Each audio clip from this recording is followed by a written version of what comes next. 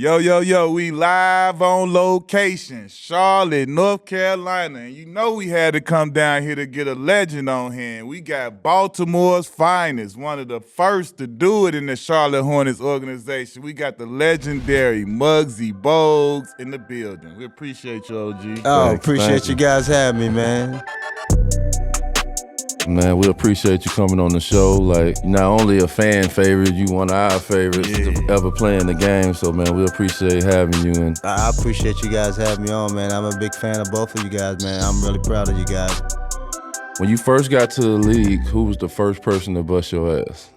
The first person that I considered was a challenge, it was Magic. It was Magic because I was with Washington Bullets. And my first preseason game, we played the Lakers, and it was in preseason, and at that time it was 8 preseason games back then. Yeah, where we had practice twice a day, 2.5, 3 hours. So those are different. Yeah, that was different times back then when they had the trash can over there waiting for whoever had to throw up. Yeah. But Magic, I say Magic. It was my first introduction to the league. And they made the big comparison between him being 6'9" and I'm being 5'3". And one thing I found out about Magic, it wasn't about him scoring, it was about his passing ability. Yeah. And one thing about me, and the guys knew, I didn't want nobody helping me down on the block. The guys tried to post me up with that sort because I felt like I could handle myself down there. But he had the ability to make passes out of it. That was I think Magic was one of those guys that was a challenge. And then I also give it to, as I got further into my career, Mark Price became a challenge. Mark Price. People sleep on Mark Price. And I say this because, Mark shot the ball. He shoot it like Stephen shoot it. I mean, he was an accurate shooter with distance as well. And I like to always help off my man. And I always try to give my man help. That was one player that you couldn't leave because he was going to make you pay. People sleep on Mark Price, bro. That boy had a wetter. Yeah, Mark, and he had handles too. Yeah. Baltimore, Maryland. Like, growing up in Baltimore, Maryland, who put basketball on your radar? Well, believe it or not, it was a director who worked in our neighborhood at our recreation center. His name was Mr. Leon Howard. He was our blessing. Myself and Reggie Williams, who happened to make it all the way to the NBA, was one of the 4 of us on that high school basketball team. But Mr. Howard, man, at the age of 5 years old, he took me and Reggie under his wing, and came into our environment, which was very challenging. A place where it was a lot of gun violence, a lot of drugs as well. But he saw a lot of kids, a lot of adolescent kids who just have no vision, and he just gave us that understanding that basketball could be our way, and we became 2 sponges. We soaked up all that information he had us in and day out. Every day, just grilling us. Especially for me, he was a smaller stature type of point guard who was teaching me the essence of what point guard responsibilities were. So having him and getting that understanding of how to play the game, the fundamental aspect of it, I'll be forever grateful for him, taking a liking in me and Reg like that. You played baseball too. A lot of people don't know that. You played wrestle. Wrestle was my thing, though. I played around with baseball, but wrestling was my main sport other than basketball. Because wrestling, man, I was the best at it. I used to wear all my little pins on my sleeves who all the people that I pinned. I was undefeated. And it came with no criteria. Time out. I don't want to. You telling me you was Kelly Robinson, man? You was getting tattoo 57-0. You was every match you win, you had a tally going on. The pins that we get from the cleaners, your little bobby pins. Right. So I used to have each pin just coming down on many pins that I had on my sleeve. So that was the way, But it was a sport that had no really, height requirement, no criteria. If you were strong, fast, or quick, you was, considered to be, good at wrestling, and that was all of that. But it came in my 10th grade year. That's great. You had to make a decision. Coach and them told me I had to make a decision because it was the same time of the season. Same season, yeah. So basketball became that, but my wrestling coach, he didn't like that. He really thought that wrestling was a means of me really getting a scholarship, going on to college to really doing something special with my life. So when did you know that you was on the level as some of the top guys that was around the area? Well, as a kid, we had so much talent in the city. Yeah. And being able to, have that mindset for me, when I play against the best, if I have success against the best, I must be included with the best. Yeah. And having that mindset each level from elementary, from junior high school. And then when we got in high school, we was fortunate enough to be, as they consider, one of the best high school teams that ever been assembled. Yeah. Going 59-0 my 2 years there. The likes of myself, Reggie Williams, the late Reggie Lewis, and David Wingate. Having so much success after high school. That's crazy talent. That's a crazy all team, in, like, man. and that's like not like y'all recruiting. Y'all all from the same hood. This is before all of the people getting together and teaming up. So y'all from the same area, and just that is crazy talent to be at one local high school, one neighborhood. Yeah, you hit it on the nose. It's not like the teams that is today where they building these high school dominant teams. We all lived in the neighborhood. The high school was right across the street from us, and we all could just walk to school. But that was just an era, man, opportunity that where we realized what we had at the time, and we really treasured. And we always thank Coach Wade for his leadership, being so empathetic and accountable, and had that type of vision, and making all of us grateful to be with one another. Yeah. We understood that. Speaking of Coach Wade, like, how was that a coach like Coach Wade? What did you learn from him to make you move forward in life to steady go up to next level and next level and next level? How to be a professional. I mean, we was being trained at that in high school, how to conduct yourself the right way, how to go in and do your work, how to continue to keep improving. Never been a master of the game. Always felt like, there's always room to improve. And we always had that understanding and had that structure. I mean, we used to practice with bricks and sandbags on our back. So imagine bricks in your hand and sandbags on your back in high school practice. And so he mentally gave us an opportunity to really understood the aspect of the physical aspect of it and the mental aspect of the game. So that's what allowed us to really be tough at it. And it just kept allowing me to each level, man, no matter where it was. And college, which I thought the ACC was the best conference at the time, playing against the likes of the Michael Jordans, the Ralph Sampson, Spud Webbs, the late Lenny Byes. You have so many. I mean, each team, the Mark Price, the John Sallies of the world, Kenny Smith. So everybody was, was deep, each ACC team. And been playing against the best, as you said, as I said earlier, play against the best, have success, you must be included. That put me on that level where I knew that I belonged. How did you get the nickname Muggsy? Like, how did that come about? You say everybody in Baltimore get a nickname. Yeah, well, it stems from being a kid. People will realize that at the age of 5 years old, I got shot. What? At the wrong place. And I always say that it was unfortunately and fortunate for me. I've never known that. Yeah. I consider myself a historian. I did not freaking know that. Yeah. I was at the wrong place at the wrong time. And this was early on in my, before I even met Mr. Howard and everything. And that's what allowed me, I believe. I always say that unfortunate happened and the fortunate happened to me at the same time. The unfortunate part is where I was at the wrong place at the wrong time, got shot, a fight broke out outside of our apartment. My mom and dad thought I was still in the house, but I snuck outside and a fight broke out. One of the kids took a rock and broke one of the gentleman's store windows. And instead of him coming out, condoling us and, trying to get us to, understand we shouldn't be doing that, he came and ran straight to his shed, grabbed his double-barrel shotgun, and just started shooting. We all ran, but luckily the bullet missed my head and all the buckshots just hit me. Yeah. So all the buckshots hit me at the age of 5. I thought I was gone. But after I woke up and recovered from all those buckshot wounds, I still was interested in going down on the basketball court. Because early on, I used to go down there and the kids used to make fun of me. I remember getting my first basketball at the age of 4. The kids used to make so much fun that this little kid down here with this basketball, and they threw all the small jokes they could possibly think of. So that used to hurt my feel. I used to go home crying to my mom, letting her know how cruel the kids were to me. And she, as a mother, she knew nothing about the game of basketball, but she did not like to see her little baby upset. So she basically just gave me that motherly advice. I was tired at the time. You know, you can be anything you want. You know, no one to be an expert on your life. They don't know your capabilities, know your potential, and they sure can't measure your heart. So if you want to play, you go out. And I'm like, all right, Mom.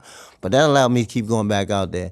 And then meeting Mr. Howard, you know, again, that's why I say the blessing took part of it. And that allowed me to really, you know, stay focused and really allow not that stuff that the kids used to say to me impact me, and allow me to let it come in one ear out the other, and allow me to really just believe in me and not care about what anybody else thinking. And then at the age of 7 years old, playing a game, you know, I wanted to play. You know how a pickup ball, where two people make it, choose their teams. Right. Well, you know, the two guys that made it, they chose everybody but me. Yeah. So I got a little creative. I went and found 2 milk crates, and I cut the bottom of the milk crates out. Got some rope, tied it on each end of the fence, and gather a couple little kids, and we had some of the best milk basketball They crates. don't understand them milk crate games. No, I played on that's milk how we crate. grew up with the mini ball, the mini Understand the milk crate basketball, game. and the milk crate. Get them by the back of the Wendy's or the Burger King or wherever, a grocery store you got over there. Cut them So my joints first out. time, my first hoops is in the Don't milk let crate. us find a milk crate. nice piece of cardboard. We got a backboard You know, now. hey, tell me about it. Any My first means dunks necessary. is in the milk crate, man. Yeah, jumping off the fence. That's what I'm talking Exactly, about. or the light pole to the song. Uh-huh. You used to jump up and go crazy.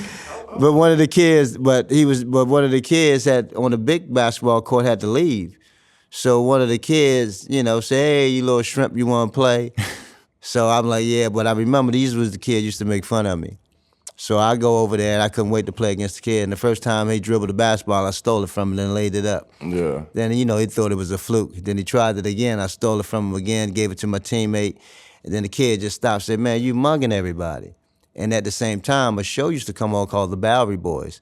And one of the kid characters' name was Muggsy. And he was the smallest among his little crowd. So they tied his name with me stealing the ball. Mugging and I've been people, right. Muggsy ever since I was 7 years old. Yeah. So that's how I got the nickname Muggsy. Wow. How was it when you first got your first offer to college? Like when you first seen that, like, oh, it's somebody out here that wants me to play for their team. Yeah. Well, fortunate for me, I had quite a few schools coming after me. You know, being on the best high school team. Right. You know, and the people don't believe it, don't understand that they came to recruit us at our practice, not on our games. They recruited me, Reggie Williams, David Wingate, Reggie Lewis. All of us got recruited from, and all the other players got recruited from our practice. Because they felt like that was the best competition that they you can can play see and they against, can yeah. get from, you know, our skill set.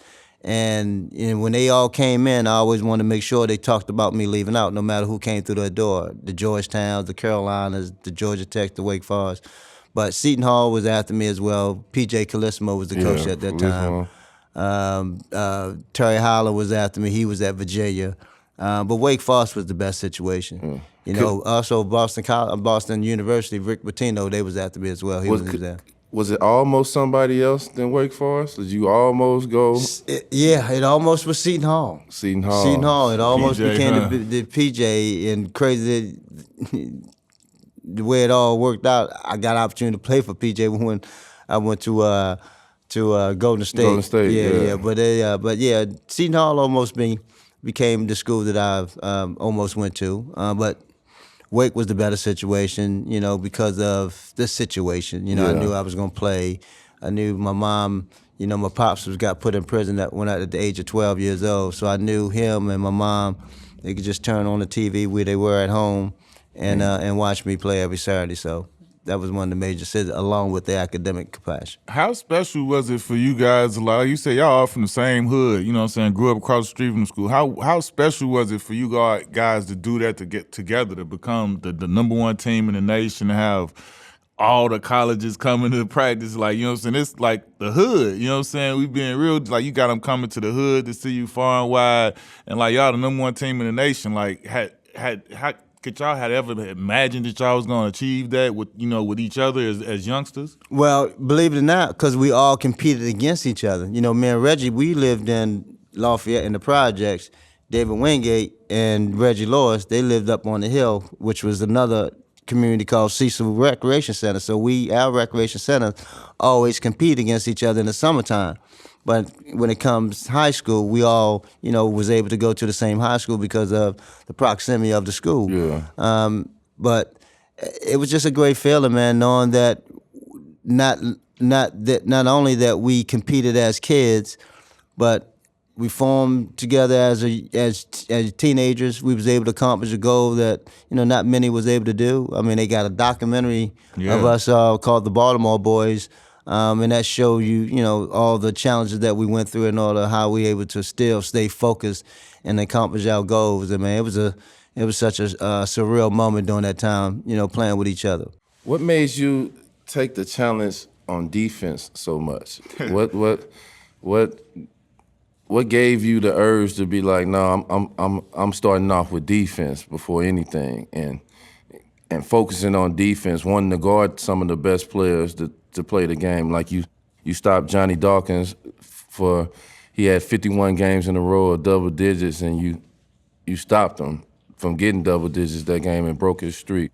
But what made you take pride in playing defense? Well, I knew the game. And I think people don't understand the importance of the knowledge of the game and how you're able to see it, especially from a point guard perspective. And for me, having that understanding of a point guard perspective, and I've seen so many guys that played this game, and the coaches as well. And during our era, all coaches, they just like big guards. Just big guards. So in order to impact the game as a big guard, I had to change it in a way to where they can look at you just as they look at a bigger player. Yeah. So that extension of the coach. And knowing, the responsibility that a point guard has, the main job is getting the ball across half court and getting his team into his offense and getting everybody set. If that's disruptive, if that's a challenge of him doing that, then everybody else is going to have, a little time, and that's always time off the clock. So having that understanding, picking a guy up 94 feet, challenge him to get the ball across half court, that's putting a lot of thoughts in his mind. Yeah. Not because we all want comfortability, bringing the ball up. You don't want that pressure like that. Disrupt this setup. Yeah. So having that understanding of the game and being able to be a playmaker like I was, knowing it and having that instinct, I mean, I knew that I can impact the game in a way where they can't challenge or they can't question your height. Yeah. And when you're out there having it in that regards and you displaying it out there like that, and having games where I didn't even have to score, but I'm controlling the whole game and we winning by 20, they see the IQ level. They see the way that, you're able to run a team and impact a team, and that allowed me to, be looked upon as just like any other guard. So you was a 94 feet guard. You guarding the whole floor. Didn't it make you feel good when them point guards used to let somebody else bring it up and set up the play? It's like, I don't want to deal with this shit. Well, that's the respect. And that's what you wanted. Yeah. Because, that's... Because it messes up their rhythm. And not only that, it also take that notion out, well, we can just take advantage of his size. We can take him down there and post him up and all that sort of things. And knowing me, and me knowing the game, I knew that, guards not used to playing with their back towards the basket. Not at all. So that's a means for us. That's a win-win for me because I know that his skill set doesn't, portray that. Yeah. So, and it only take a few seconds in order for, things to work, for things to got to be moved. Yeah. So having that understanding of the game and having the knowledge of the game, it allowed me to keep being, and, as that starter that I was, running my show, running my team as long as I did. And if I wouldn't have got hurt in my knee, I would have been out there for 17 years as opposed to 14. Was it like certain games, certain nights, like where, like you say, you're a student of the game, high IQ, where you go into the game like, I'm about to get him, like already, you seeing his cadence, you know what he's doing, and you know where he lacking at, because it's so many different highlights of you just taking the ball and going the other way. So like, was it certain games, certain guys you focused on where you focused on weak things where you knew like going into the game, I'm gonna get at least one on this right here? Well, we know everybody, all guards have tendencies. Yeah. Mm-hmm. So one thing, I always study your tendency, if you like to rock it there, whatever it is. So, and I always anticipate that. that, and I had a good instinct of that, and that was one of my traits that I understood how to play. And one thing I messed with guys' mind, because I can play you in front of you or behind you, and you still think about where I'm at, because that's the way I played the game. And defensively, where I will let a guy just go in front of me and beat me, because they know I'm playing defense from behind him, I'm going to steal it that way. But at the same time, if he's not looking at me and he's just looking straight ahead, then I'm going to get it. But if he's looking at me, I know he's not focused on what's happening ahead of him. So, I just knew the game in that regard, man. That's why I always try to tell the smaller guards, we got to play it a little different. I mentored the Isaiah Thomas, the Nate Robinsons, Chris Pauls, and all of them as they came in, even though they wasn't as small as I was. But still, you got to still play it a little different in a way to where, you still being that player that you always seen yourself to be. Having so much success in the ACC with so much talent in the ACC, did that give you a mindset as like, I feel like I can play on the next level in the league? Because, you seeing all these pros coming, these guys going pro from that conference, and you having so much success in that conference, being able to play in that conference, did that give you an idea like, yeah, I think I can go another level higher? Absolutely. I mean, and I always thought that. That was just my mindset. Yeah. That I always think I thought I could play with anybody. But playing, as I said, at the time, that conference was considered one of the best conferences, because the Big East wasn't really truly established. So far, they had so many teams. The Seton Hall, the Georgetown, the St. John's, and so forth, Syracuse. But the ACC was loaded, and being able to have that type of success, and then my junior year, getting that opportunity to represent the USA, Goodwill's game, and putting that uniform on, and being the last collegiate team to win that gold medal, me, David Robson, Kenny Smith, and that crew, Steve Curry and us, and being that last collegiate team to win it, then the '88 team lost, and then they sent the Dream Team in '92. Yeah. But we played against those guys. Those was professional guys, the Drazen Patrovics, the Sabonis at the time, who was considered. You played against the real, before he came over here, the legendary when everybody talk about. Yeah, absolutely. And they was considered, the MJ of status over in European back then. Oscar Smith. Those guys are all in the Hall of Fame. But those are the players that we played against in college, who was considered pros at the time, and we was fortunate enough to win, that gold medal. But having that success, then I knew that this was a means of me putting myself in a good situation where not only to make it to the NBA, that possibly could get drafted. How did that feel, though, like a USA team, when they asked you to be selected, and it's thousands of players that can be selected to this team, and you being one of them to be selected to the team? How did that feel for you and your family? Well, it was a great thrill for us, but of course, when they first invited me, none of them thought I was going to make it. Yeah. That was just an invite. That was just an invitation because of the success that I was having, and the ACC and so forth, and this and that. Coach Crimmins, Lou Olson was the head coach, but Coach Crimmins seen me on a daily basis because he coached at Georgia Tech, and he coached in the ACC, and every team that we played on, I won in practice. So coaching them like, hold on, this got to be a fluke. We're gonna put them on the worst team that we have here considered, and we're gonna see. And then of course that team we won again.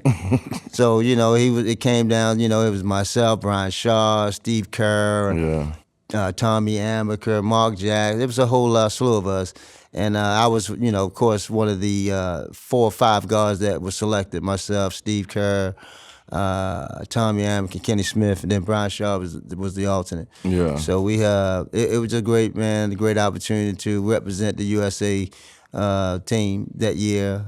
It was a lot of things going on in our country at the time, with the war and things. So, and Steve Kerr, Dad was affected during that. So it was a lot of things being talked about, and a lot of things that's happening at the time when we was there. But bringing the gold medal back home, though, how was that? Bringing it back to Baltimore, you bringing the gold medal home. And how was that for you? Never even thought of those snot-nosed kid from the projects of Baltimore be coming home with a gold medal. Yeah. But that was a great moment, man. It was a great feeling for me and my family. and knowing that we was able to, go across the world, play against all these countries, and be successful against them, and knowing that they was professionals in their own right, consider how long they've been playing the game as well. Yeah. But it was a great moment for us and a great moment for my family as well as for our school. Did you do 4 years at Wake Forest? Yes, I did. Back in our era, You was doing 4 years. everybody did Everybody most. did Very 4 few years. did 3. Yeah. The MJs and that of the worlds, they did 3, But everybody was doing majority 4 did years. 4. Yeah. Back Did in our you time. feel that you was finna get picked high when you came out? Well, at the time, you hear where your stock is, Yeah. and and at that time they say I was projected, because I think any NBA coach, scout, GM or whatever, they was probably, real concerned about my size and Yeah. questionable about, high school, college is different level. The NBA is a totally different world. Yeah. So, I got invited to the combine, Portsmouth in Chicago. Me and Scottie Pippen happened to be on the same team because Scottie was projected to go late first as well. But at our performance in Portsmouth, we got invited to Chicago, and from that moment, we put on such a show. And he was happened to be on my team. His stock risen all the way up to 5, and I went number 12. So, we all became Did you first have a round lot of picks. workouts? Did you outside of the combines and stuff? Did you work out for a bunch of teams? New York was the only one. I was supposed to go to Denver, but I didn't go. I didn't never even go to Washington. That'd be crazy. I never even go You to don't Washington. work for- And the work thing out about, for- we knew Mark Jackson. I knew that New York was interested in he and I, one of the two. And they had the 18th pick, New York did, and Washington had the 12th pick. So Mark visited and worked out for Washington.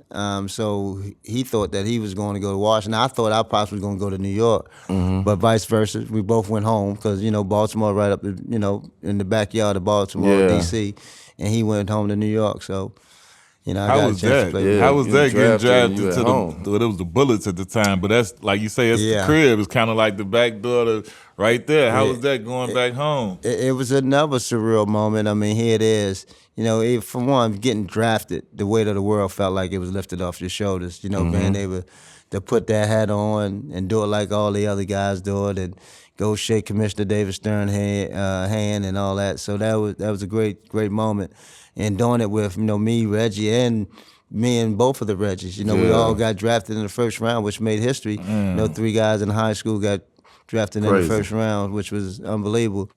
But it was just a great feeling, man. It's just knowing that you was able to experience that with the guys and have that moment and playing with my guy, the late Moses Malone and Manute Bol, Yeah. who took me under his wing, and they both kind of showed me the ins and outs of what professionalism was all about. Have you ever played with somebody the height of Manute Bol, that tall? I remember that picture they had of y'all with the what was the with the 3 basketballs. balls. Yeah, it's like that was like Actually, I played against Ralph Sampson in college. Sampson, yeah. Ralph was 7'4", but Newt was 7'6". Yeah. So Newt was a different animal, man. He was such a joy to be with. We had so many great times, great moments with each other. I'm so happy for Bobo because he was a man. little kid Bobo! with him. Bobo, Yeah, one of my yeah. favorites too. Yeah, I'm so happy for him. But it was great times back then playing with those guys, man. They really, took me under their wing and showed me the ins and outs of this game, and which allowed me to last for the long as I did. how was it when you came to Charlotte? Like, you leaving the crib basically, but you going to kind of, were they expansion at the time, right? They were going to the expansion team, and it's kind of like the unknown. How was that? I was pissed at first. Yeah, because we had our exit meeting, and in our exit meeting, Wes Unseld was the coach at the time, and he's praising you and saying that we're gonna get guys that can run with you. Cause we had a bunch of guys that was more on the end of their career, Moses, Bernard King, and those guys Playing through the post. Yeah, so it was like, well, we're going to get guys up tempo. We're going to kind of fit your style, blah, blah, blah. So I'm like, oh, great. By the time I got to my condo, I got a call from my agent, David Falk. And David said, how you feel about Charlotte? I didn't know them. I'm like, Charlotte, what's Charlotte? I'm like, he said, yeah, well, the two expansion team that's coming in, and Washington just got off the phone with them, and I think they're gonna, not protect you. And Charlotte is calling for you, and they want to draft you. Mm-hmm. I'm like, Charlotte. I'm like, what? I just left my exit meeting. They just told me they're gonna do this and do that. Change it up. And I'm like, oh my goodness. So after about 30 minutes of the shock, I had some idea about the Carolinas, playing for Wake Forest because it ain't nothing but an hour and a half from here. And we played a couple schools here in Charlotte, but it always been known as a collegiate town, not known for professional basketball. And here it is, but coming here and being mixed in with some of the older players, the late Earl Currington, the late Robert Reed, Kelly Tripucka, Kirk Rambis, and then Del Curry was still his second year of his career, and then we drafted Rex Chapman, who was just coming in. So, that core right there, Rex and Del and I, we really clicked.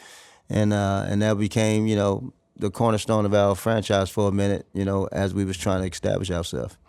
Getting Lonzo and getting LJ added to the team. Grandmama. Because y'all had this core, and then y'all was missing just kind of some of them dynamic players that kind of help change the franchise in a bigger way, where we started competing and trying to compete for a championship or trying to compete at a higher level. How was that to seeing what LJ did in college and getting an opportunity to get him, getting Lonzo Mourning coming out of Georgetown? Like, how was that to add them to the team? Well, it was a great addition. I mean, we felt like we were starting to move in the right direction by getting those type of draft picks. We had got Kendall, we had then we got LJ, then we got Zoe. So we felt like we starting to really getting some quality players who now we can compete at the highest level, in which we started able to. I mean, from the beginning, we came out the gates, won 45 games, then we went into the 50 games plus. And was able to, in that fifth year, Zoe first year, dethrone, one of the elite franchise in Boston Celtics with Paris and Mikhail still out there. So that was a great moment for us. That fifth year felt like now we have established and we put the franchise on the map. That's when y'all kind of became like one of the it's weird, but like a fan favorite team around the league. Because I remember being from Chicago, the color, everybody wanted to wear the starter jackets. Like it was like, and then y'all, especially like once y'all got Grandmama and Zoe, Kendall Gibbs, that was like for us at the crib. Like obviously we Bulls fans, but like when you going to get gear and stuff like that, Charlotte Hornets, that teal everywhere. And that purple was hot. It was hot in the streets for real. So like, and y'all had like. To me, a lot of my homies, we love Hugo the Hornet. We felt like that was the dopest mascot in the league. He did the little flip. Nobody wasn't doing that flip dunk like him at the first, bro. He had the little Superman suit. He was dope. Hugo the Hornet was one of them ones. They came back to like the big Hornet now, but it was like he was like the action figure one. How to see the city, a city that doesn't have a basketball team, to getting one, to this team has started winning and being a contender in the NBA that everybody loved. How was it to see the city change for the Charlotte Hornets? Well, it changed in several ways.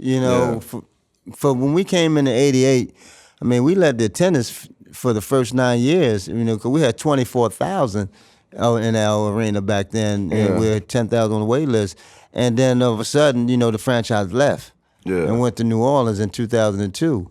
And then all of a sudden, but the team, the city got awarded the franchise again in 2004, which became the Bobcats for a minute. And then the Bobcats then translated over to, the Hornets when the Pelicans went back to, when they went to the Pelicans, New Orleans went to the Pelicans.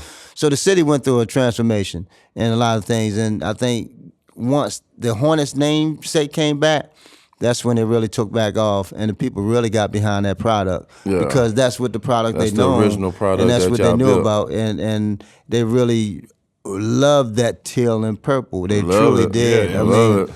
To this day, one of the dopest jerseys ever be made. I believe the entire Bobcats' existence. I think once the Hornets came back, I think the merchandise took about 2 months to outsell all what they did in Yeah. Damn. Years that 6 they- years or yeah. 5 years they was in That's existence, crazy. and that's how much they loved that teal and purple. When you heard Larry Johnson nicknamed to be Grandmama, like, what was your first impression of that? Well, we knew Al who he was. You know, Al always had that little swag about himself Yeah. with the gold tooth. And when they started that campaign, when Converse started the campaign with the Grandmama, him being, putting the dress on, of course we gave him a lot of He told us, he was slack, like, I was not with it. He's like, I didn't like it. I didn't want to But it do was it and something all of dope. that. I love the commercials. It was my favorite we did commercial. too. I really did, because of how they used it and who he was. You know, because of who he was and how he was able to make it come across. But it was funny. I mean, we had so many laughs with it. But knowing him and knowing his personality, he embraced it, and and that was something that we all, always got a kick out of. Let's talk more about that, like when y'all dethroned the Celtics, like Lonzo hitting that shot at the end of the game. On the ground. They still show that play to this day on NBA highlights. That series and how the city was and what was going on. Just explain to us more about like how y'all overachieved. Well, I don't want to say overachieved, but how y'all dethroned somebody who's been champions for so many years, and people expect them to just get past y'all and go on to the next round, and y'all changed. Well, we was that new team coming up, I should say, and I think how we was able to come in, like I said, that was our 5th year in existence, being an expansion team, and the players that we was able to acquire within that time frame, and the city was just ready. And for us to be able to, again, have that type of success against, Boston, and a lot of things happened at the time. Reggie Lewis, the late Reggie Lewis, during that game, in the first game, he had collapsed. Yeah. And, of course, David Wingate and myself, being on the other side, seeing that happen, I mean, that was an unsurreal, unwitnessed feeling that, you can experience during that time. So we was concerned about it, because at first we thought he just tripped. We didn't know the full details of it until after the game. Then we found out the severity of it. But beating Boston in those 5-game series at the time, it was just a great opportunity for the franchise to really celebrate of what they done, how they was able to put forth the effort in trying to build something special, which we was able to do at the time. And just being in it for a short period of time and having that success, everybody just was just juvenated. How was the city going crazy after y'all knock off like the y'all won a Boston championship? Celtics? I know the city felt like. Listen, we had a parade after our first season. You hear me? Can you imagine winning a playoff game? So the whole town was off the charts then. So it was a great moment, man. To really, we had some great fans. What can I say? We had great fans, great supporters still to this day, that they just love to come out and support that team. In the league, this is the best of the best, and you're still master. Who was that guy or that player you played against and you was like, I need to take the ball from him. He the one I really want. Oh, I got everybody. I know you got everybody, but who was the special one that you wanted to get? One got, Tim Hardaway. Tim was clever with his. Tim had that, his thing here and then come back here. Yeah. So you had to really time it in that way, in a sense that where as soon as he in his moment, as soon as he's going down, you want to be right here, because sometimes it's hard for him to come back with it. Yeah. Because the instinct is already there. That tendency is already there. Yeah, he moved that body. But that was one of the hard, I think, in Fat Lever too. Fat Lever, man. Fat Lever was one of the guys. He was a bucket too. Yeah, he was one of the triple double guys before triple doubles. Yeah. For the Westbrooks and all that. Of course, Oscar Wilde, but Fat Lever was something special back then. People don't realize how tough Fat Lever was. This is off, so, but I got like Isaiah Thomas. Yeah, he just got picked up by the Suns, and smaller point guard. They say you got to at least be 6'1" or 6'2" to play in the NBA. to get an opportunity for them to take you serious. How does it feel, over your career, or you see these other small guards where it's not about their game. It's not about their off-the-court things. They can be good guys or anything. The only problem they have is the height. And they stick to the height, and they label the height as like, look, you just can't play on this level completely for your height, not for your game. What you think about people who say that about guys? Because, like, we watched Isaiah Thomas have crazy season, all-star season, all that stuff, and he didn't do nothing wrong to be out the NBA. All it was you hear about is his height. Well, I don't think Isaiah I don't think it's his height right now to this degree. I think they looked at him after that series from Cleveland and Boston and never been the same. That injury, never been the same. And I wish he wouldn't have came back during that time, because when you come back and you're trying to play hurt, they're not looking at that. They're looking at you while you're out on the floor. And at that time, he was on top of his game. And he was considered, one of the guys that was leading points in the fourth quarter. Yeah. And considered MVP, in that status and at that time. So I think he got some bad advice, but I'm quite sure he's not thinking about that now. He moved on from all that, and his grind is his motto is slow grind, and trying to get back healthy as he can, because at his size and because the way his game was, it was all about scoring. It wasn't about making guys around you better and that sort of thing. It was about him putting the ball in the bucket, and that was his skill set, and that's what he was able to, portray and become good at. And everybody looked him at that level. When you not that serviceable anymore like that, you know how they're gonna look at you. They're gonna try to make all sorts of excuses or any kind of means of why he shouldn't be there, and then it become a trend. Every team is a copycat. It's a copycat league. And you know how it is when one don't feel like you're able, then the other one gonna look at you the same. But to his credit, he never gave up. He kept grinding, kept getting himself in the best shape.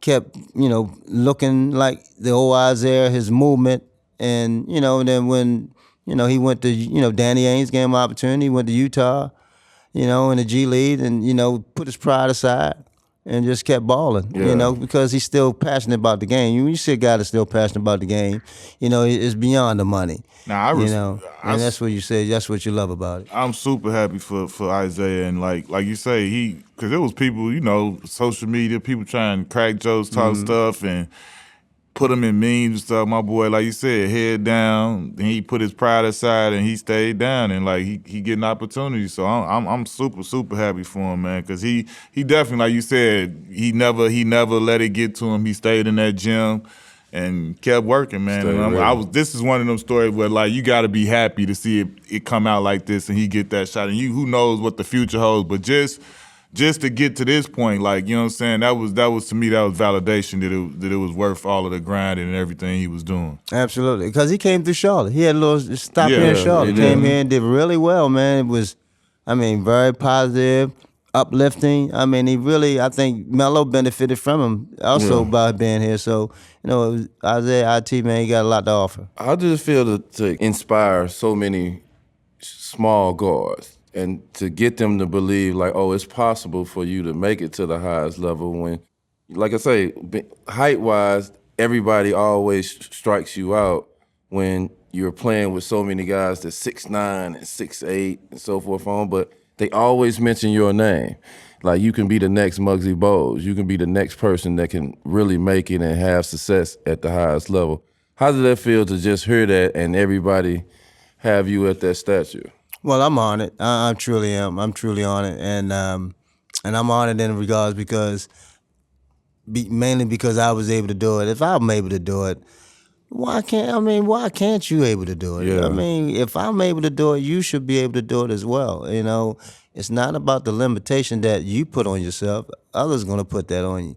Once you have the confidence within you, sky's the limit. It's all about the work ethic, the actions that you put behind it, how you see it, and whatever that task is or whatever that responsibility call for, if you're able to do it at the highest level, then you should be able to give them that opportunity. But people put too much pressure on themselves, beat themselves up, and give others that energy that they have that power over you. And when they say that you can't, you truly believe that you can't. Yeah. You know, I always believe that, people always tell you who could and who you should be. Yeah. But you always know who you want to be, and I always knew that. Yeah, I never believed in, no matter who was the athletic, who was the tallest, who was the fastest, I always felt like the smartest person on the court is the best player on the court. And most of the time when you're kind of the shortest guy on the court, you more the smartest person on the court because you have to figure things out way more than a guy who, I'm 6'9", I can slack on certain things because I can get closer to the basket and it's easier for me. But I always thought the smartest guy on the court was always the best guy on the floor. Well, I mean, you can't dispute the IQ. Yeah. Because if you know where to go, you know what's about to happen, where to And be what at to the do. right time, then hey, you're gonna be out there. Some coaches love hard workers more than skill Yeah. guys. Because they know what they're gonna get out of that guy that's gonna work hard. Yeah. That guy who just is skilled. I mean, who knows what type of effort he gonna put forth out there. So I'm the one that believe that anybody is capable of, as long as as much as you believe that you're capable of it, then you should be able to go out there and accomplish it.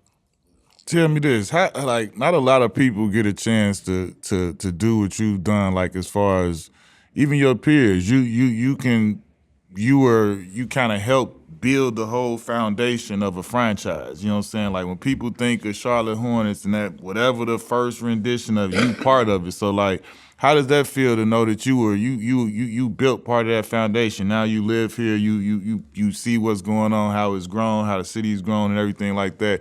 Because like you said, you got drafted with Scottie Pippen.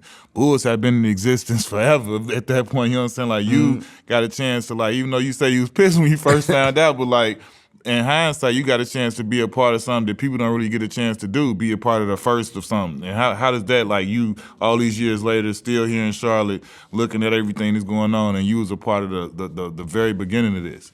Well, Charlotte's my home. Charlotte's my home now, as well as Baltimore, home away from home. But I'm invested in this community. Mm-hmm. And, I have a foundation now that's providing, opportunity for kids to go to a trade school who have that type of ambition. We tackling the food insecurities that's in our community. We got 16% of households in Mecklenburg County here in Charlotte that face with those type of issues. We try to provide workforce development, education component as well. So I'm trying to do my part because I have been given the opportunity to where the folks supported me and my family when I was here during my time. So I feel like it's my duty to give back. And still being part of this, this organization with the Hornets and being part of the game, you're still relevant, and you want to make sure that, these young guys, young kids that's come along, that they understand the importance of how to be a professional. And culture is everything. If you got the culture right, things similar, certain things that you can't get away with, and because you're being accountable for certain things. And I'm just trying to help them as much as I possibly can, do my part, and trying to let the resources, my professionalism, whatever way it can help them and move forward. Then so be it. How amazed and proud you are to see Steph Curry being a little kid, all on the floor, ball boy, running around, trying to play against you and all that stuff, to see him be a superstar in this league and accomplish what they accomplished in this league as a family as a whole, from the dad to the two younger sons. How is it, to see him go to the highest level and win MVPs and win championships? I am beyond proud of those guys, Seth, Steph, as well as Adele. They all grew up with my kids. They all grew up together. And I sent Steph early on, about a year ago, a little video of how small they were when we had the the clown guy come over and put the little balloons on their head. And then I had Dell dress up as Barney. Put the Barney suit on, and Steph like, that's my daddy in that suit. Yeah, they were so small, but I mean, it's just a joy, man, to see their dreams come true, and watching them not only as basketball player, but as a father, as a husband, Man, yeah. you know, and continue to continue to elevate all those that are around him. Yeah. I mean, to be able to be considered as the best shooter to ever lace it up. I mean, I played with his daddy too. Now his daddy was a shooter. Yay. Shoot that thing. But nothing like Stephen. Stephen off the dribble catch. I Yeah. mean, his handles allow him to do so many things with the basketball and create space. So to see him being able to be in that light, I mean, it is mind-boggling to me. It really is, to see how he's handled it professionally and how he continued to keep, raising the bar. And I mean, and Seth as well. And for him to be here in Charlotte with Dell, Yeah. I mean, That's crazy. I mean, that's right? just even, a great treat within itself, knowing that he calling his son game, right here. So, I mean, I'm just thrilled to be witnessing it all. Yeah, I gotta agree with you on Steph too, man. Because like I know a couple guys is real tight with him, real good friends with him, and the thing that impresses me the most is as amazing of a basketball player, and how dope, greatest shooter and everything. He's a better dude, Oh my goodness. and that's what everybody says. So like for me, like that's like yo, that's crazy. Yeah. Like you know what I'm saying, like.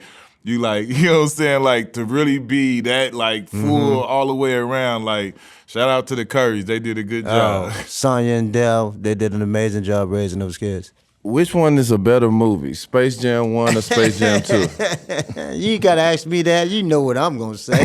Nah, I want to You know. know. Look, I like both of them. I ain't gonna lie. Well, look, we saved the planet. You know what I'm saying? he saved his son from the digital world. But I give LeBron credit because it's It was a very good difficult movie. Yeah, it was a good movie. to be yeah. up there and them cameras and how to deliver that and all that. So I really give him credit. And I think we had a lot more substance in ours. How was that experience for you Yeah. though? You know, you became a movie star. You in Hollywood, like you like. And I How know the was that kids to know love that the you got to movie. be Oh, they like, did, they did. everybody gonna see like how was that whole situation? I know you had the dome where y'all was hooping, but like how was the whole acting of it and doing out the scenes and all of that? Man, we had a ball. We was on set for about 2.5 weeks. We was in, of course, in Hollywood shooting it. And I remember one morning we supposed to have this shoot, and LJ, he decided he wanted to get a haircut, and he let the gentleman on set cut his hair, a Caucasian gentleman who never cut an African American hair before in his life. So you can imagine how that cut went. Right. You can remember. So you imagine. Well, just long story short, we didn't shoot that morning. They had to cut the shoot and reschedule for later on that afternoon because they had to bring another barber in to tighten up his fade to get him right. But we had so much fun with him doing that. But it was a great opportunity just to be with the guys on set. And you mentioned the iconic basketball games that they had because they created a gym for MJ. Yeah. And all the guys came over and played. Unfortunately for me, I couldn't play because I had surgery right after our season, and I couldn't walk. But it was a fun time, man. It was a fun time on set, playing cards up until 3 a.m. Yeah, it was good. What was your kids' first reaction to the movie, to seeing the movie and seeing you on the screen? Well, believe it or not, my kids were young at the time, and when I brought it home and they saw it, I mean, of course, they really thought that they stole my powers. They thought, hey, your powers are gone. They got no, but I told you didn't see me touch the ball. They gave it back to me. So, but yeah, the kids in the neighborhood used to knock on my door to say the same thing. Mr. Muggsy, you got your powers back. Yeah, so it was fun, man. We had so much fun with that. That was great. I never know that it was going to be such an iconic movie, though. Yes, it is. Tell me this. You mentioned Spud earlier. Like, how was it the first time you and Spud Webb went up against each other? That was my guy. Spud and I played against each other in college. Right, you said yeah. He left after his JUCO year. He came to NC State his last two, and our very first game. I mean, because they was talking about this kid who can dunk, and and they was building us up at the same time.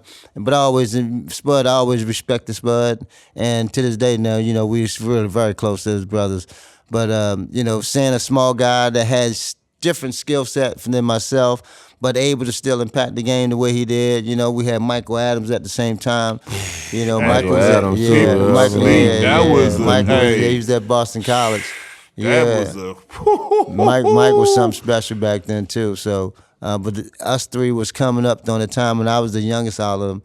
But it was just great, man, knowing that it was guys that was considered small. Spud was on 5'7", and Mike about 5'10". And but we was the ones that was, you know, being talked about as that small guard. And for he and I to be in the ACC, you know, we getting that attention night in and night out, and that was something good for both of us, you know. And that's why when Spud got his opportunity to, you know, he didn't get drafted, but he got his opportunity to go to these camps. And then when he got there with Atlanta and having that success with Atlanta, I really knew that, okay. And I was, because I was still in college. I was like, I know I can, you know, play on that next level. Yeah. As a guy, like, you got all the steals. You was like you say, mugging people out there on the court. How was it for you? How good did it feel to block Pat Ewing shot? Sorry, OG. That's how OG. That's how big homie Pat. Sorry, OG. But you know we gotta ask the question. How good did that feel? As like, you know, he's the dominant big man, and you the smallest small man, and you went and got that. Yeah, that's my guy, there, Big Pat. And right after it happened, I told him, "Well, thank you for, you know, you're gonna be on my highlight film." and of course, he laughed about it. And but those, you know, he and I always kind of giggle about that little moment about me blocking it. And I told him, you shouldn't have fade, man. You know the fade. But him and Zoe, they went at it so much, man. And them two, you know, I just love that competition between the two of them. Yeah. Because it's on, and it's, you know, once they're off the court, they're like brothers, you know, and that's what you love about that, the relationship they have. Your coaching stint, what made you decide that hey, I'm a coach? You coached in the WNBA and you coached high school. What made you decide that this is something I wanted to pursue?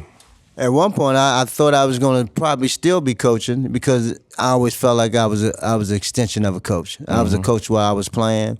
I saw the game from a different perspective, and from every angle, how to treat each individual differently, how to respond to them differently, how you able to keep that chemistry together, that camaraderie. And I always felt like, you know, I knew the X's and O's, and I just loved the game. And then when I had the opportunity to coach the high school kids, I want to make sure they understood how to be a student athlete. So giving them that perspective and how to conduct themselves on and off the court in the classroom, you know, I felt like I was meant to do that. And then giving that opportunity again to coach the women, the WNBA.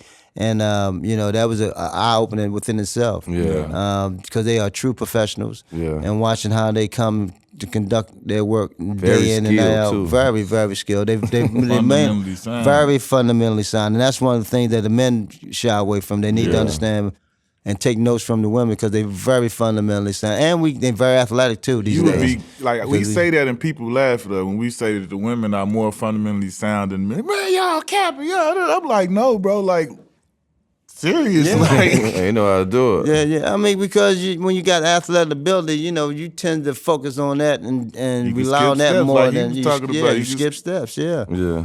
So those are things that happen with the men part. How like for you to be a former WNBA coach, like how good is it to see what's going on in the women's game now, the growth with the, you know, from the collegiate to the WNBA, and the attention and you know, obviously it has a long way to go, but just to start, the eyes is getting put on it, you know, the people viewing, and then, you know, obviously viewership gonna bring dollars and sponsors. So how do you feel with the growth of the W and the whole women's game? I'm loving it. It's well overdone. I mean, well overdue. Because we had some bad women play this game. You know, you go back from Woodard, from Cheryl Miller, I mean, from Nancy Lieberman to Maya Moore, the Holclofts, and all those young ladies. But time has changed. And the game has changed. The rules have changed.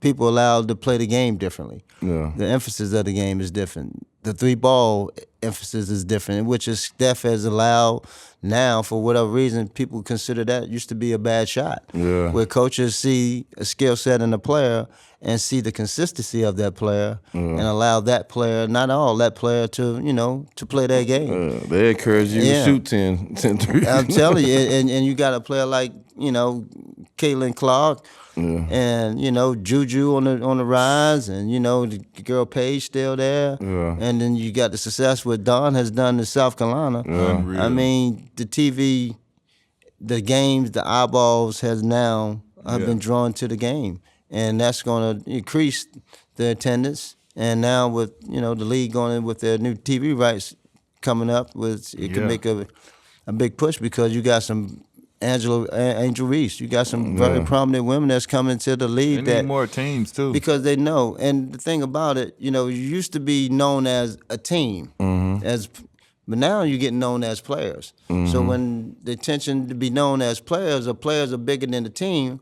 then that travels. That becomes just like the men's game. Now is just like the players. They become recognizable and likable and very marketable.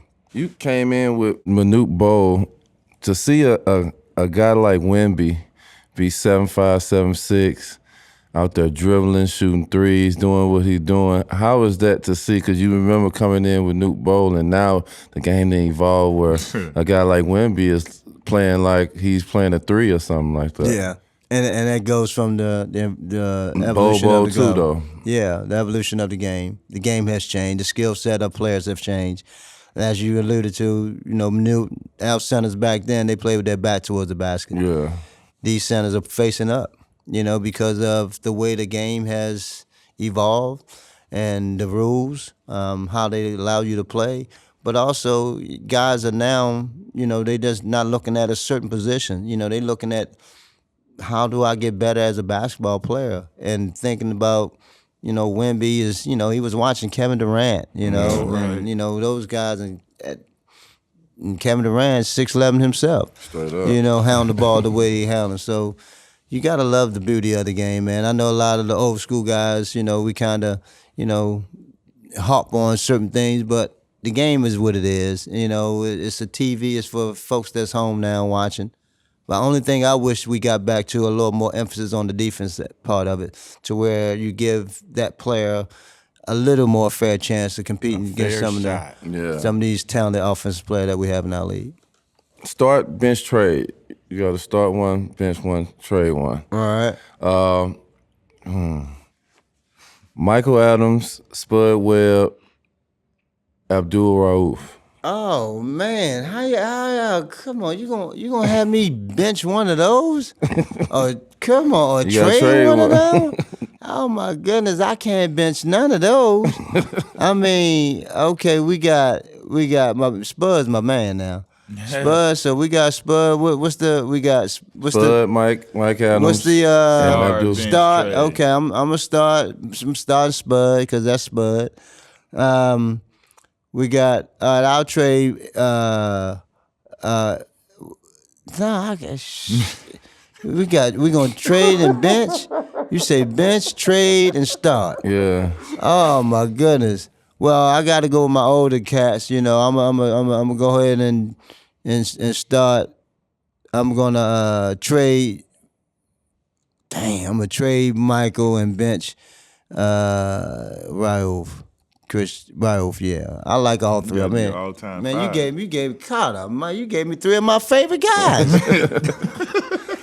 Out of all the teams you played for, if you had to pick a starting five, including you, to play with out of all the teammates you ever had in the NBA, who would be that starting five?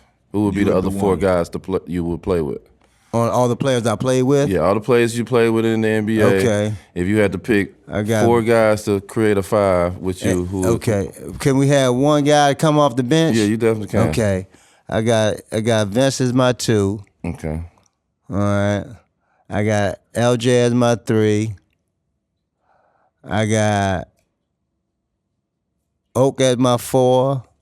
And I got Zoe at my 5. And I got Dell coming off the bench. Shooting. Yeah. I'm ready. I take that crew with anybody. Yeah. 3. You went to Toronto and you seen it at an early age of Toronto. But to see Toronto win a championship, like, did you ever think that would ever happen? For Toronto to win a championship? No. And, damn, I left T-Mac out too. Man, that damn T-Mac. Mac. Just thought about that. Yeah, Mac. Mac. Oh my goodness. You want to start it over? Damn. Oh man, I got Mac in there. Oh my goodness. I cannot believe I just thought about that. I left Mac out. Mac, I got you in there, baby boy. I got you in So there what for sure. is this? You, Vince, Mac, LT, Lonzo. LJ. I mean LJ, Lonzo. Yeah. That's the Dale starting off the bench. five. Yeah. And Dale yeah, off the bench. Yeah. So you putting Oak. Yeah, Dale Oak off the you bench. Dale Oak off the bench, yeah. Okay. No, I've definitely, the answer to your question, I mean, I did not foresee that coming, Raptors winning a championship, but I was so thrilled when it happened. Yeah. Because of the guys that were there, Kyle Lowry, and I was very sad for DeMar, because DeMar Yeah. had really set the tone deserved for that. that, when they brought Kawhi in. But I understood the situation, and I was just happy for Masai, because I know Masai. He did a really good job, and I mean, trying to put that thing together and making some tough decisions, letting Dwayne Casey go and so forth. So that was some tough decisions, but I was thrilled to see the North, celebrate and have an opportunity to experience. What that's all about. I mean, they celebrated to the fullest, I can They tell you. definitely did. Yeah, They well if you know deserved. anything about Caravan, Oh, Caravan? Yeah. So you know anything Vince about Carter's game out there doing shit. absolutely. Yeah, you know about Caravan, the parade. Hey, let me tell you, boy. Absolutely. Yeah, you got to visit that one. And by the way, just I ain't never had a bad trip to Toronto. Just Never in had general, that. whether it was caravan that or is not, true. just Let me ask generally you a this. good time. You stayed in Toronto. Did you change your money? No, I did not change. When I was there, I did bank with Nova Scotia. I did bank with them, but the way I was able to do it, I was able to transfer it over to my bank in the States. Yeah. Okay. Yeah, so I was able to do it that way. I didn't keep nothing up there. I just had a little small account and that sort of thing. Could always kept my stuff, This when I was there. this is a web gem that you probably don't even know. The world don't really know. I was a Raptor. What, for 5 seconds? Listen, I got checks for the Raptors for a whole year. I was in a throw-in trade. This is a true story. I was blessed, y'all. End of the season. This was like end of my career. My last season, I got cut by the Magic beginning of the year after training camp. Set out the whole season. Knicks go get the number 1 seed that year. This was Tyson, J. Kidd, Melo, Swish, all of them, right? So they signed me and Earl Barron on April 14th for the last game of the season. So I'm on the roster, right? So fast forward to that. We get put out by the Pacers or whatever, second round. Fast forward after the season, I don't even know how all this stuff worked, but whatever. For them to get their books right, this is when they did the trade, when they moved, when they got Bargnani, Andrea from Toronto. Mm-hmm. When they did that deal, they needed somebody to throw in the deal. I got thrown in the deal. They signed me to a minimum. I got a 1-year minimum just to go in the deal. I ain't never had to set foot there. I got Maple Leaf paycheck stuff the whole year. That's who the Raptors get paid from the Maple Leafs people, whatever. They all the same owners or whatever. So bro, I got that joint the whole year. Like when Jeff first called, my agent first called me, he said something about, I said, Toronto? I said, what? He said, hey, just listen to me. And man, he got it talking. I was sitting there, I said, so wait. I'm about to get the Keith Van Horn. I know it ain't the big deal, but I'm about to get the Keith Van Horn got the big one when he got thrown in the deal for some big. While I was over there, I'm for real. I want to say I did like a flip. I went and jumped in the pool or something. That's a true story. You go look it up in the history of that deal. I was in the deal for Bargnani or whoever, and I ain't never had to go. I ain't had to show up to Toronto or nothing. That was I was done by that point. I ain't get signed to nobody else, nothing. That's what's up. How was Toronto as a city? Oh my goodness, it was a hidden gem. Mm-hmm. Yeah, because I've been to Charlotte, then had the opportunity to play in San Francisco and up in Oakland, but visit Toronto. But we didn't know much about Toronto. Yeah, until I got there. It's a very pretty clean city. Yeah, very diverse. So much to offer. I mean, it was really a joy to play in Toronto because the fans was unbelievable. They would support your team. And they support us on a day-to-day basis. I mean, of course, we had Vince and T-Mac there at the same time as well. No, it don't matter. But they're very loyal to their sport, and they're very. I think they become very knowledgeable about the game too. Bro, I told you when I worked for Detroit, Detroit Pistons home games versus the Raptors were Raptors home games. Because that little right across, like they would come there and it'll be We the North. Yep. I used to hate it. Yep. I come in there like I never knew this because obviously till I went there to work. That was like I had a true when I was working for the. I used to hate our home games against the. I just used to be like, how is it like this? Possible? Like it is. It's like 5-1 in here, Raptors fans to Pistons. It was they doing they chants like they at home, bro. Yeah. No lie. All Raptors jerseys all over the place. It was crazy. I was like, nah, the Raptors they ain't fucking out. They got some fans, boy. Oh, yeah. Hey, this question I like to ask, man. I know, we all did, we took care of moms and pops and them when we got a little change in our pocket. What did Muggsy do to flash and splurge on yourself when you got a little change in your pocket? What you do coming out of B-More? What B-More Muggsy did? Well, the first thing I did, I built my mom. I built the house, and then after I built my mom her house, I went, of course, and got me one of them 560 Mercedes 2-seaters. Yeah. Sit back. 560 now. Spaceship. Yeah. What color was it? What year was that? It was a midnight blue. Ooh. It was 1988. 1988. Well, actually, it was 87. 87, 560. 560, 87 with the sheepskins. That's when sheepskins was up. They had the sheepskin covers, seat covers. Seat covers. With the little emblem on the back. Okay. Yeah, that was back. That's how we. Nice. That's how you do it in Baltimore. Yeah, that's how we did it back then. Well, man, we want to wrap that up, man. We appreciate you, man. This is legendary, man. Somebody we grew up watching, we all love and appreciate, man. The legendary, the iconic Muggsy Bogues in the building. I truly appreciate you guys having me, man. Chatting it up with you guys was a joy. I wish you guys much success. Continue, keep doing your thing. Thanks. Respect.